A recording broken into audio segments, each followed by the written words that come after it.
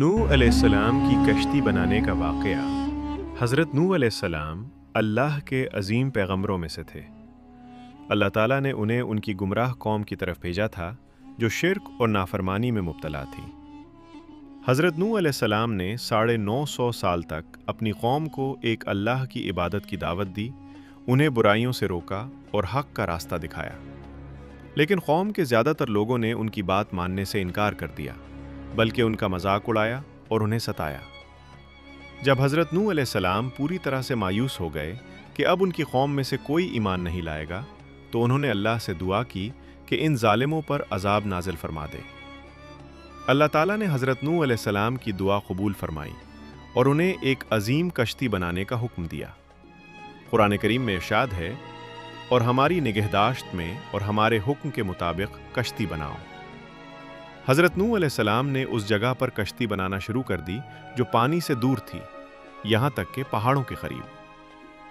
अल्लाह के हुक्म पर हज़रत नूह अलैहिस्सलाम ने तवील अरसे तक लकड़ी जमा की और अपनी कुछ ईमानदार औलाद और पैरवी करने वालों के साथ मिलकर कश्ती की तामीर शुरू कर दी। जब उनकी कौम के सरदार और सरकश लोग उन्हें कश्ती बनाते देखते तो हंसते और मजाक उड़ाते थे। वे कहते थे, ए नूह, पहले तुम नबी थे, अब बढ़ई बन गए।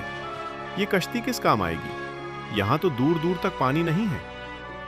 हज़रत नूह अलैहिस्सलाम सब्र करते और जवाब देते थे, अगर तुम आज हम पर हंसते हो तो एक वक्त ऐसा आएगा जब हम तुम पर हंसेंगे, जैसा कि तुम हंस रहे हो। तुम्हें जल्द ही मालूम हो जाएगा कि किस पर दर्दनाक अजाब आता है। जब कश्ती मुकम्मल तौर पर तैयार हो गई तो अल्लाह का हुक्म आया। ज़मीन के चश्मे फूट पड़े और पानी उबलने लगा। आसमान से मूसलाधार बारिश शुरू हो गई, गोया आसमान के दरवाजे खोल दिए गए हों। पानी चारों तरफ से आने लगा और देखते ही देखते पहाड़ों से ऊंची लहरें उठने लगीं। ये अल्लाह का अजाब था जिसने नूह अलैहिस्सलाम की नाफरमान कौम को हलाक करने के लिए पूरी दुनिया को एक बड़े सैलाब में डुबो दिया। अजाब से पहले अल्लाह ने नूह अलैहिस्सलाम को हुक्म दिया, ईमान लाने वालों को कश्ती में सवार कर लो। हर जानवर के जोड़े में से एक नर और एक मादा को कश्ती में दाखिल कर लो, ताकि दुनिया में नस्लें बाकी रह सकें।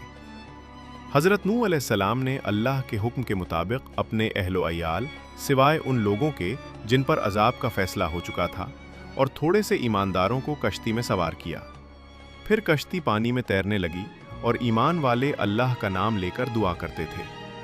उसका चलना और उसका ठहरना अल्लाह ही के नाम से है।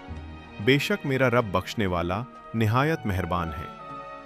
सिर्फ वही लोग और जानवर बचे जो उस मुबारक कश्ती में सवार थे।